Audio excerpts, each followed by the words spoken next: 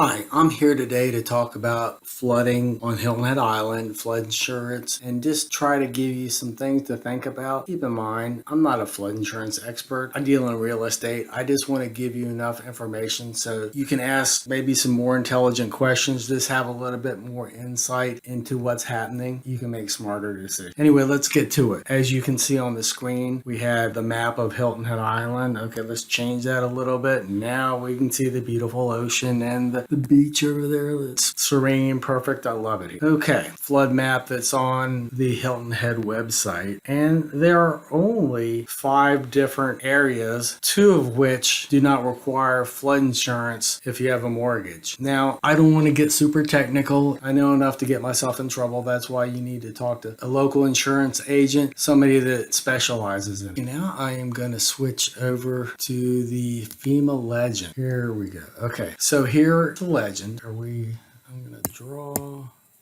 Is this working for me?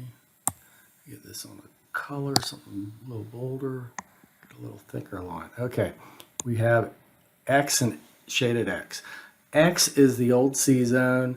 X shaded is B zone. There's a little bit more risk, but you do not need flood insurance. Okay, anything in an A zone is going to require flood insurance, but it's not as bad. And when I say that, there are words, and we'll talk about that. I can't give you a number because you need to have a flood certificate, and all that is a surveyor comes out, draws out the lay of the land so they can actually determine what your risk is. To give you a ballpark number, I don't know, anywhere between $1,000 a year and $5,000 a year. It could be more. Anyway, moving along, the next thing are the V zones. And actually the other in this case is a V zone as well. And those are the high velocity areas. And that's where you're going to be a lot more susceptible to higher winds and more of a storm surge. So that's where the cost is going to go up significantly. Let's say you have a bigger oceanfront home you're buying. It could be 20 grand a year. I don't know, maybe more. And if you're spending 5 or 10 million, maybe you don't care. But I just want whoever you are to know to think about this. Make sure you understand the lay of the land. Okay, let's move on.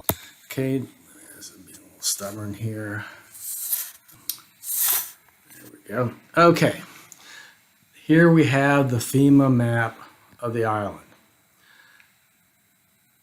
Now, if you see the blue, all that is going to be the X zone. So you don't need any flood insurance. Now, my personal opinion is you should still have it, protect your investment. We're in the Lowcountry. What don't you get about that? So I think it makes sense to go ahead and, pay the $550 a year, whatever, to just protect your property. Okay, now, by looking at this map, you can see there are a lot more colors there compared to the town of Hilton Head's website. Now, it's a little bit hard to see, but you can see up here where you have this darker purple, and it comes all the way around the toe of the island, if you were, the south end. And let's go ahead and open up.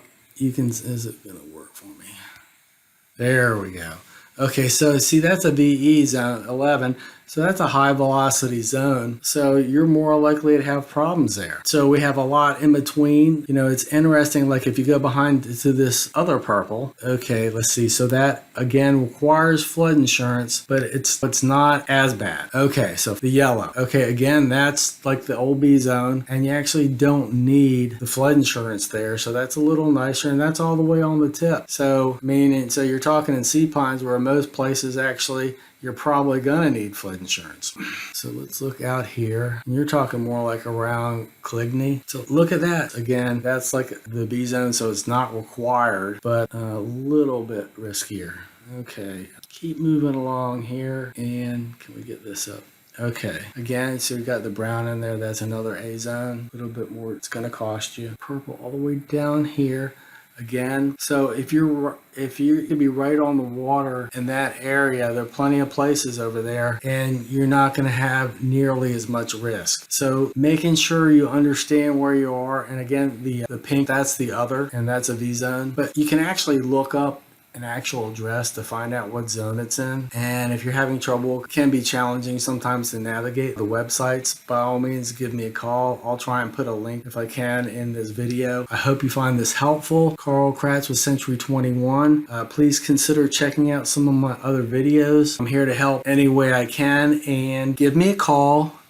And if you like the video, please go ahead and hit the button.